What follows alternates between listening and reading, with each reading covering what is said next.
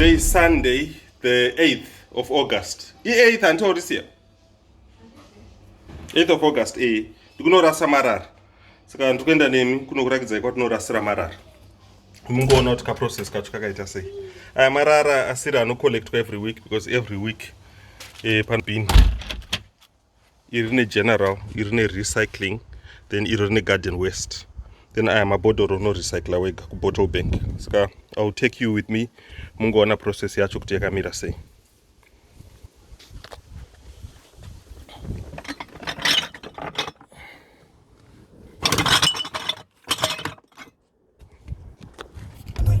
So there are two ways to recycle my bottle.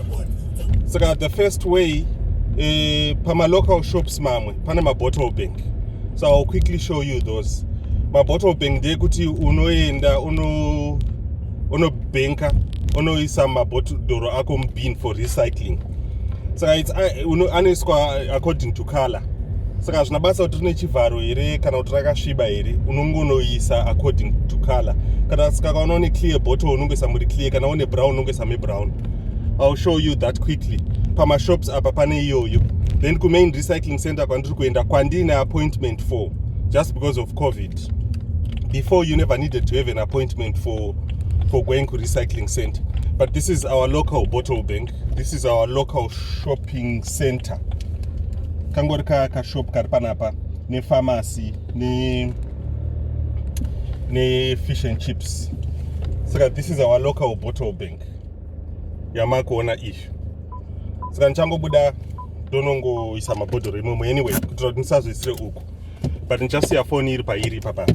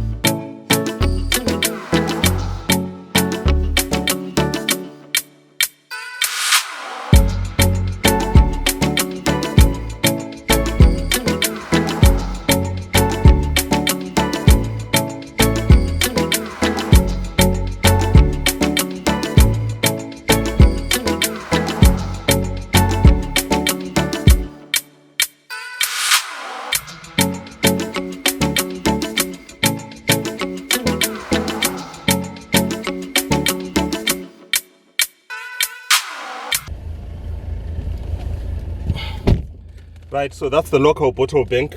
Ndaisa mabodoro aya. A local agreement yedu just as residents is kuti hapana noposta mabodoro before 8 Maxen because paneka noise kanongoita also, and there are people anogara just across the road.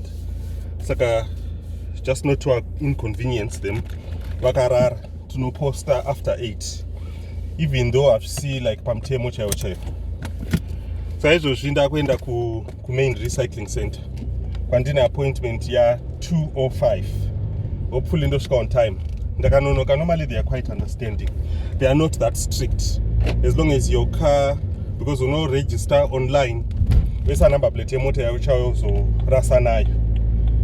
So unfortunately for me, I'm not using the car that I registered with online because you know yanga yano is comma tires manual. So I didn't know it would be ready on the same day. And I didn't know that I would be in the same area by neta ready kwa iri. So ndakabva ndaicollecta nezuro Saturday, which meant that I can still use this one for that. Otherwise yandanga ndaregister nayo, I wouldn't prefer kuishandisa for that. You know, at least ka good runner.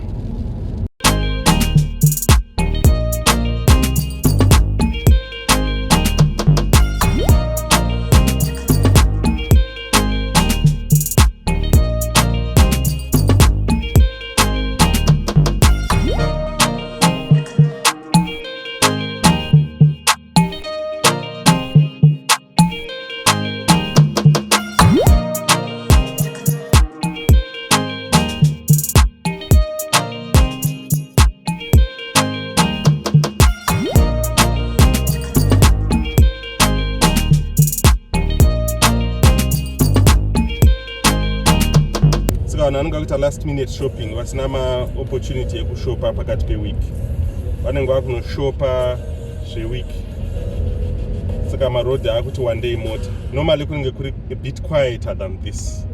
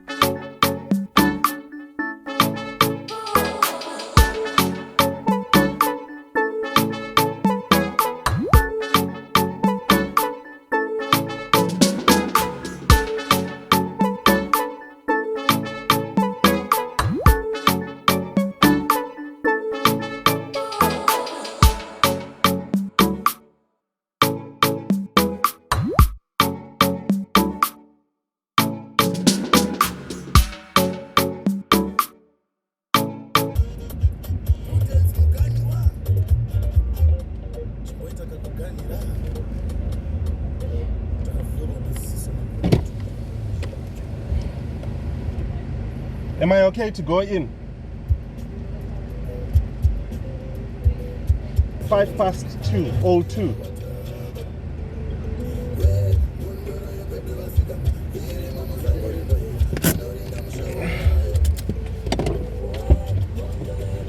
Unfortunately, I hate print it. I'm on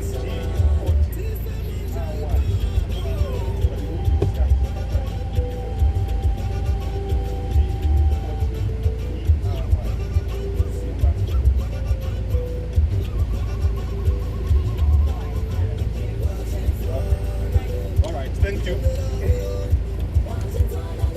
All right. They're a bit strict today. Lucky enough I had a booking. Otherwise I would have had to wait. I might have to do a parallel park there.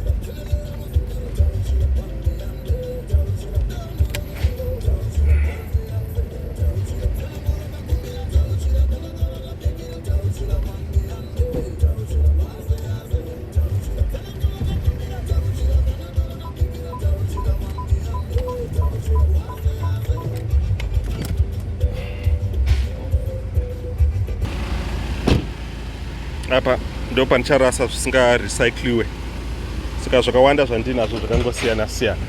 Apa ndipe garden waste but handina garden waste.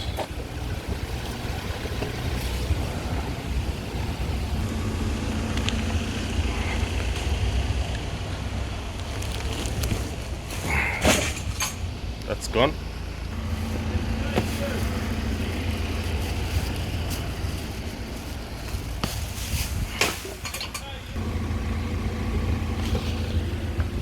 I have to find out what my chair where is it best. They can't be recycled, but kunikwe simbi. Okay, so I've got to take my chairs to metal.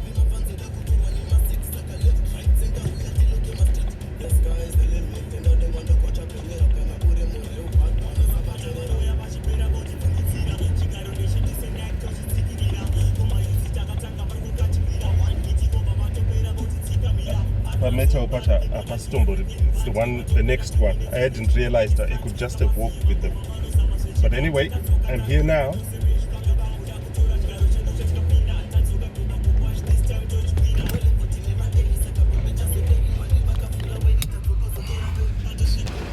Unfortunately, it's just started raining.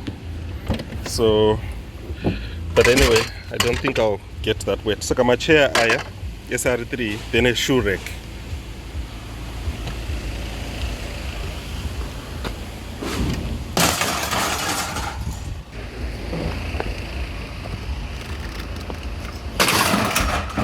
Two.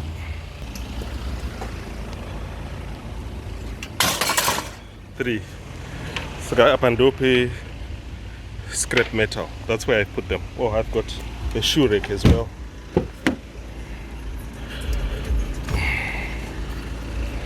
Sorry. There.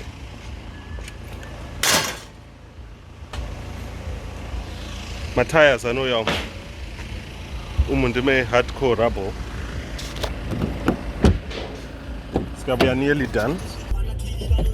nearly done. What's left is, I think, the two boots which one to shoes.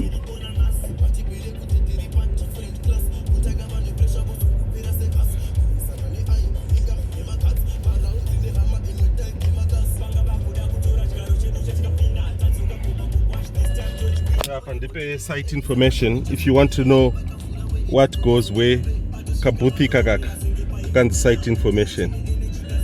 You can just go and find the information there of where you can put your stuff in. Up on the plasterboard and whatnot.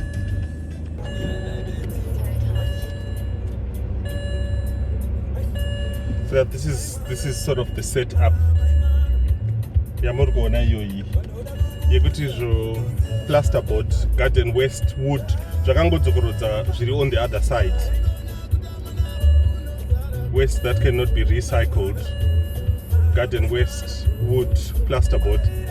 Then ku left uko kukanzi shoes uko andiri kuenda inini. Then pillows, no Tvese apa ndope hembe. Then apa pakanzi hazardous electrical and charity recycling. Ndo panokudza zvemabhatiri, mafluorescent, machichichi kuti unozvisauka. But anyway, I've got a few shoes, just a few shoes. Apa ndepe gas, my gas bottles. Ndome hembe. Kana une hembe unoisau. Unoisau. Saka ichi ndecherabha ichi. Saka dzinenge dziri mubag dzoenda ungopusha. No pillows, no Tvese. Zvinotora maspace sterek. Saka ndepe hembe. Then in the other side to go kinds shoes just across there. It's a few shoes. Just a few shoes. Because the boots on the hembe dziri pa demand. Pane vanouya kuzotora from dzimba vanokupai ma empty plastic bags. Then vanouya kuzotora. Saka unongovhura uchibata.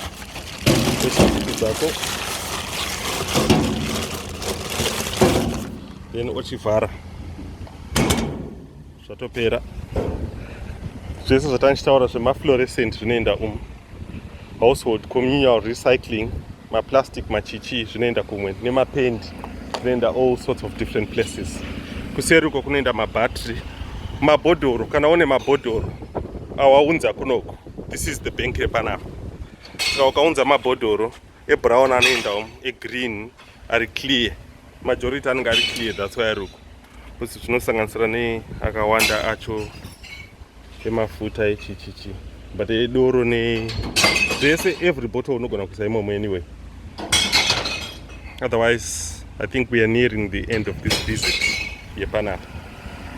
Then kuseri uko kune pema small appliance, ma TV, ma large appliance, ma fridge.